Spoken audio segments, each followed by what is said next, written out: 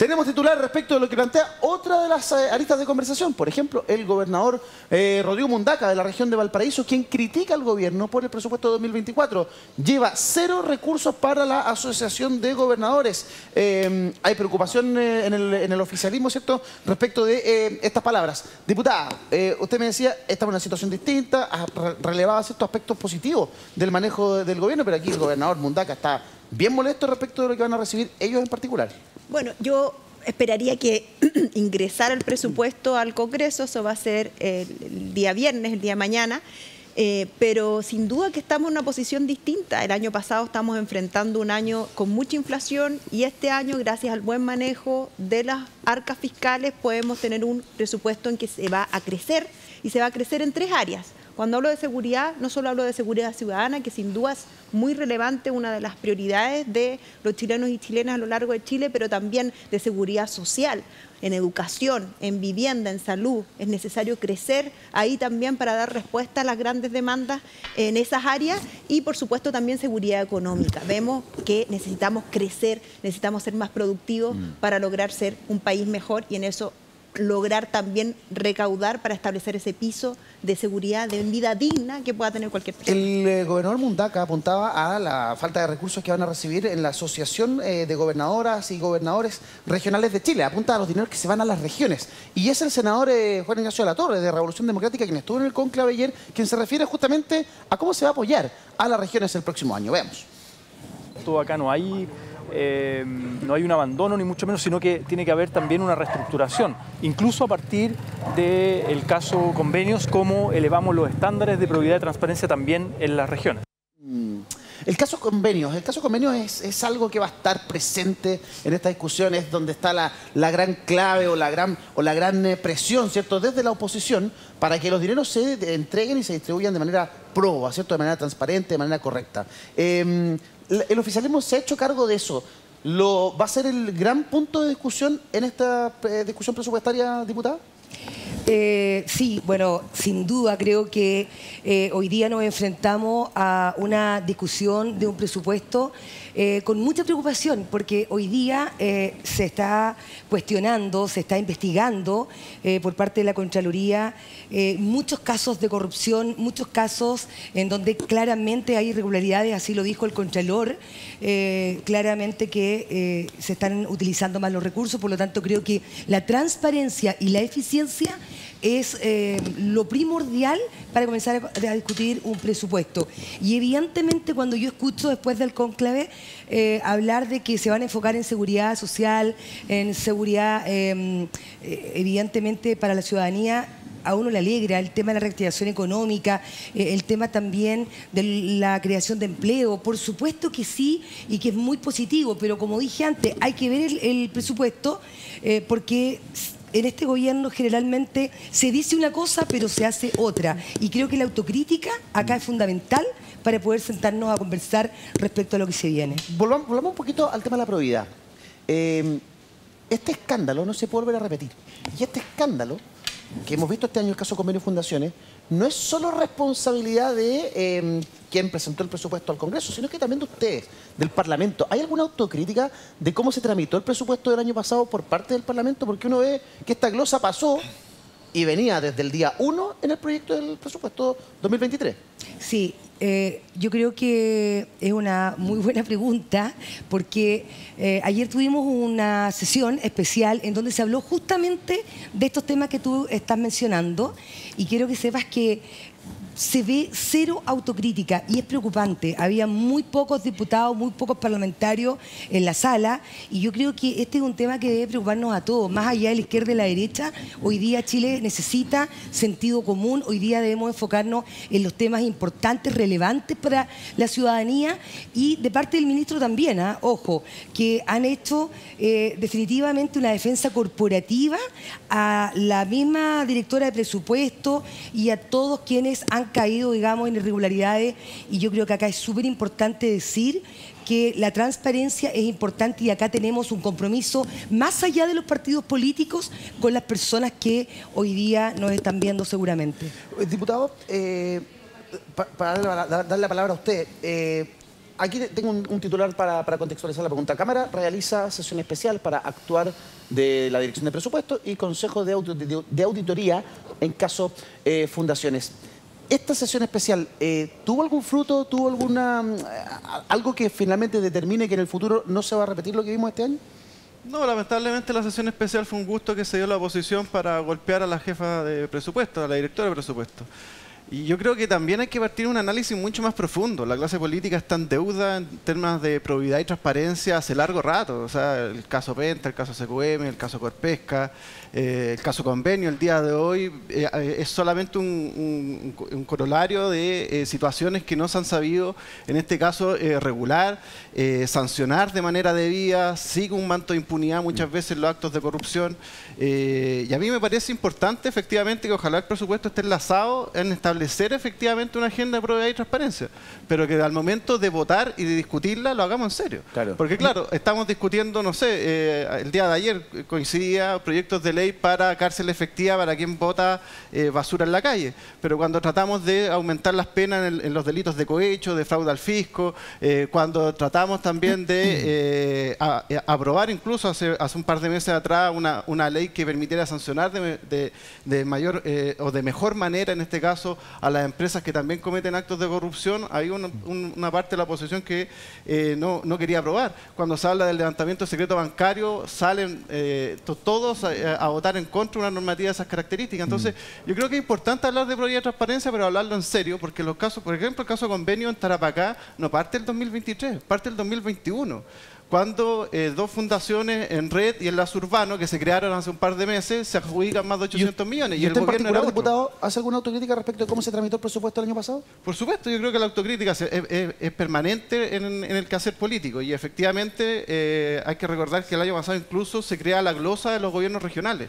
Sí. Y también hubo una alerta que se levantó y que lamentablemente no tuvo un eco respecto de, por ejemplo, las transferencias directas que pueden hacer los gobernadores regionales hasta por un monto, creo, cercano a 470 millones. Esa voz se levantó como a las 5 de la mañana. 7.000. Cuando el No, presupuesto estaba pero fue un por tema votar. que inclusive nosotros como Partido Comunista también lo hicimos ver en algún momento nuestra preocupación en ese sentido. Entonces la autocrítica está y efectivamente esas situaciones hay que corregirlas para que efectivamente los dineros públicos lleguen efectivamente a donde tienen que llegar y no a los bolsillos, en este caso, de quienes ven la corrupción como un buen negocio. Diputada Morales.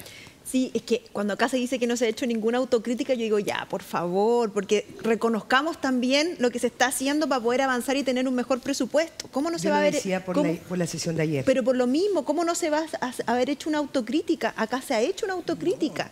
Y que la sesión de ayer fue importante, pero la verdad que fue la repetición de un montón de medidas que se venían anunciando las distintas comisiones hace ya casi más de 2 meses. Primero, después de lo que señaló la comisión Jaraquemá, esta comisión de expertos que dio su opinión sobre qué teníamos que cambiar para tener y evitar nuevos casos como el caso Convenio, ¿qué hizo el Ejecutivo? Primero, señaló la ley de presupuesto del año pasado, tenía 165 glosas complejas. 165, entonces por supuesto que tenemos que hacer una autocrítica. Si esto no se trata solo de una glosa en vivienda, sino que hay 165 glosas. Y esta práctica partió el 2018 en vivienda. O sea, acá había un problema efectivamente hace muchos años. Entonces, tenemos que hacer autocrítica nosotros y el Parlamento anterior también. Porque estos hoyos existían hace mucho rato. Entonces, esa es una primera medida. Una segunda medida en corrupción municipal. Otro caso complejo. Estamos hoy día tramitando una ley anticorrupción municipal que contempla, ya se presentaron las indicaciones esta semana, para evitar ahí espacios en que no hay control de los fondos fiscales en los municipios. ¿Diputada? Y también Transparencia 2.0, que es un proyecto de ley que está en el Senado, que se va a encargar de que las fundaciones también tengan más transparencia, rindan más hacia afuera. Y también que se establezca que tienen que tener boleta de garantía, experiencia y todo eso. Entonces, decir que no ha habido ninguna autocrítica a mí me parece al menos mezquino, pues Sí. si tenemos que avanzar. Yo coincido con que hay que avanzar. Lo que pasa es que cuando uno les consulta muchas veces a las autoridades, la tendencia es a lanzar, ¿cierto?, la culpabilidad a la vereda del frente, al opositor, ¿cierto?, Sí. a quien está en la otra vereda. Y uno ve poco autocrítica como yo la veo ahora en el diputado Ramírez, ¿cierto?, lo que ustedes nos están planteando. Respecto de la sesión de ayer, esta sesión especial para revisar el actuar de la DEPRE, el diputado Ramírez me dice que esto fue un gustito de la derecha. ¿Coincide usted? Pero es que si hace un mes veníamos conversando todo esto, entonces tenemos una sesión de 3 horas para discutir temas que ya se habían aclarado. Entonces, ante eso digo, ya, bueno. ¿Puedo decir algo? Diputada, sí, diputada con Mauricio. Veo más que un muy gustito, breve, decir que a mí, yo de verdad lo lamento, porque en lo personal, en ningún caso es un gustito. O sea, a mí me molesta mucho cuando se dice que y se compara con lo que se ha hecho mal en los gobiernos anteriores. Perdón, este gobierno llegó para hacer las cosas de manera distinta.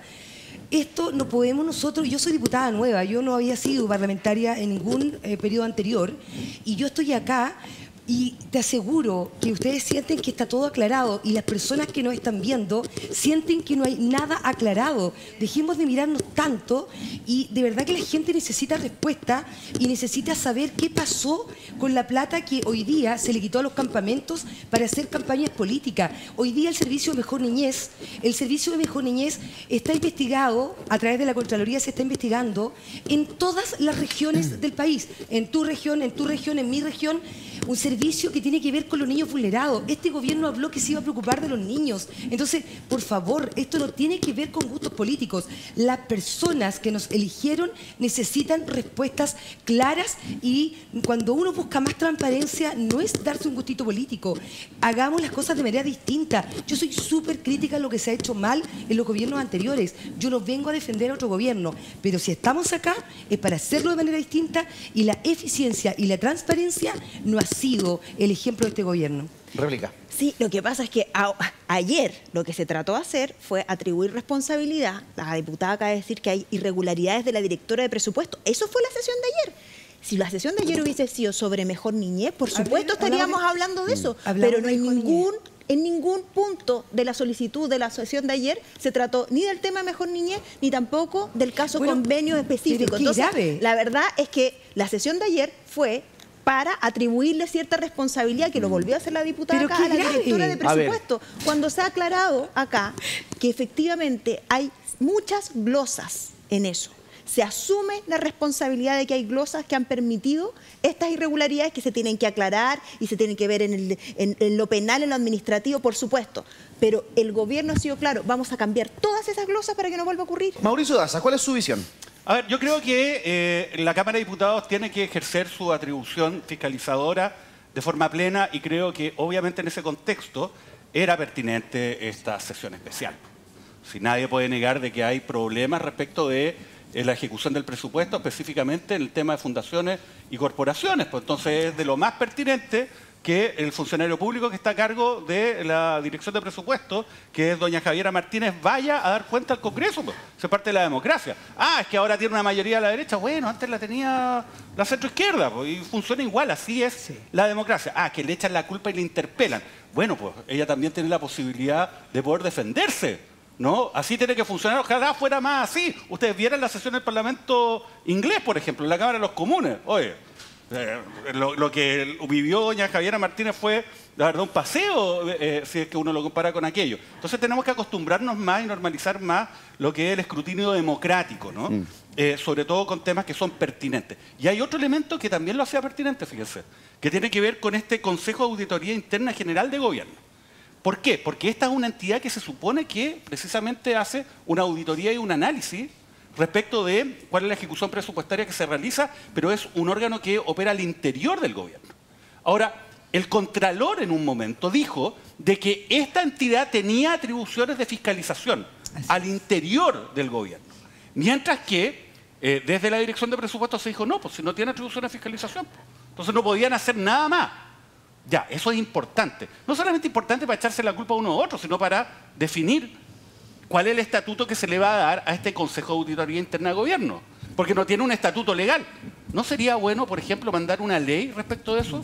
¿No sería mejor darle prioridad a esa ley que, por ejemplo, una ley vinculada con los traspasos que se entregan de los gobiernos regionales a las fundaciones? Usted dirá, pero este señor está loco. ¿Cómo no va a haber ley si ese es el problema? ¿Sabe por qué no? Porque esta cuestión se resuelve más fácil. Y ahí vamos a ver quién es quién.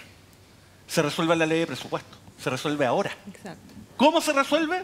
En primer lugar, observando. Y ahí va a haber una primera señal. A ver cuál es el compromiso real del gobierno. Si es que se hacen los cambios a aquellas normas o a aquellos espacios que se generaron y que permitieron que se concretaran estos hechos de corrupción. Ejemplo, como dijo Matías, mire, ¿cuáles son los límites de traspasos directos? O sea, no pueden ser hoy día 400 millones de pesos, obviamente, sin fiscalización de manera directa. Otro tema, ¿cuáles son los requisitos que se le van a poner, se le van a colocar a quienes son destinatarios de ese recurso? Por ejemplo, experiencia. No puede ser una fundación que haya sido creada hace 2 meses. Lo segundo, que tenga un giro que sea pertinente con aquella actividad a la cual se le está pidiendo que realice un determinado gasto. Lo tercero, porque no puede ser, oiga, había una fundación que se dedicaba a veterinaria y a actividades cinematográficas, producción de cine, y que se dedicó a repartir agua en campamentos en el norte de Chile, y ni siquiera la repartía, porque al final le cobraban a las personas que le entregaban el agua, 12.000 pesos por bidón, imagínense. Bueno, sí. Lo tercero, oiga, ¿sabe qué? No se pueden fraccionar los convenios. O sea, si usted recibe 3 veces 100 en 3 convenios, son 300, no son 100 individuales. ¿Por qué? Porque con eso uno también puede establecer cuáles de estos convenios van a ir o no a toma de razón. Ya, si eso viene en el proyecto, ahí ya es una señal positiva. Sí. Y hay que esperar porque el proyecto todavía no se ingresa. Y lo segundo también va a ser el debate parlamentario, ¿no? Donde también los parlamentarios tienen la posibilidad de poder modificar, ¿no?, todos estos requisitos y todos estos temas. Este va a ser un asunto que se va a tomar la discusión de la ley de presupuesto porque ha estado obviamente en el debate público y ha sido objeto de no solamente investigaciones penales y administrativas, sino también de un importante escándalo en esta materia. Ahora, respecto a la responsabilidad del Parlamento, sí la tiene. ¿Sabe por qué?